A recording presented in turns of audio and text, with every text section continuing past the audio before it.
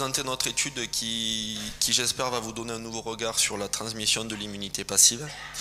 Donc comme vous le savez, la transmission de l'immunité passive reste la principale cause d'échec sur le transfert de l'immunité chez le poulet. Donc aujourd'hui, l'objectif de l'étude était vraiment d'identifier différents leviers d'amélioration sur les conduites d'élevage, ceci vraiment afin d'améliorer la qualité du colostrum et du coup d'optimiser le transfert de l'immunité. Donc au niveau des outils de l'étude, l'étude s'est appuyée sur 50 juments répartis dans 14 structures. Donc nous avions un lot témoin qui concernait 16 juments contre un lot expérimental lui de 34. Donc nous avons supplémenté ces juments-là avec un complément alimentaire durant 35 jours, ceci avant la date prévue de mise bas. Dans un second temps, donc au moment du poulinage, nous avons effectué des prélèvements de colostrum ainsi qu'à 3, 6 et 9 heures après la mise bas afin de pouvoir l'analyser. Différents questionnaires nous ont permis également de pouvoir caractériser les juments. Donc au niveau des résultats, comme le confirme donc la littérature, nous avons une baisse très rapide après la naissance de la quantité d'IgG dans le colostrum.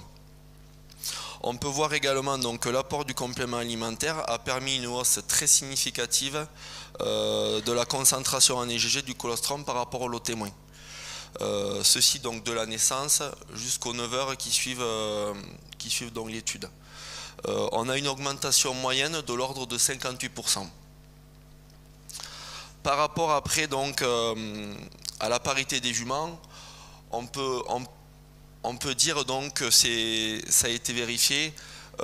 Les multipares ont un colostrum de bien meilleure qualité que les primipares, donc en moyenne dans l'étude de plus 42%. Pour ce qui est donc de la mise à disposition d'herbe, donc effectivement la mise à l'herbe a permis d'avoir un colostrum de bien meilleure qualité.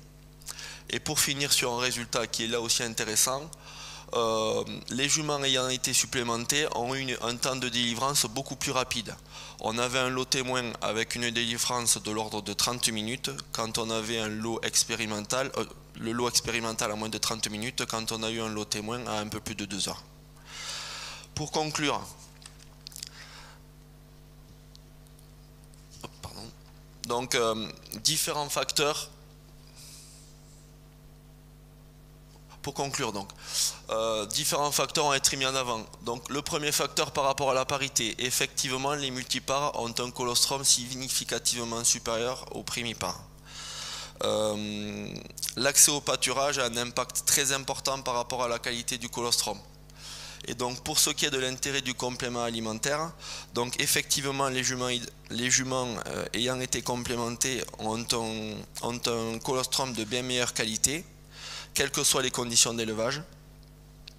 On peut également dire donc que les juments ayant été identifiés à risque, donc les primipares et les juments n'ayant pas accès à l'herbe, ont vraiment un intérêt du complément, d'apporter un complément nutritionnel, ceci afin vraiment de booster le système, de booster le recrutement des IgG.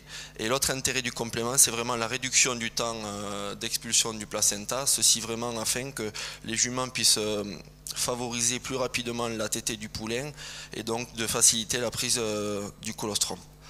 On peut vraiment dire aujourd'hui que cette étude nous a permis de mettre en avant différents leviers qui vont vraiment optimiser la qualité du colostrum et vraiment réduire en grande partie les pertes néonatales.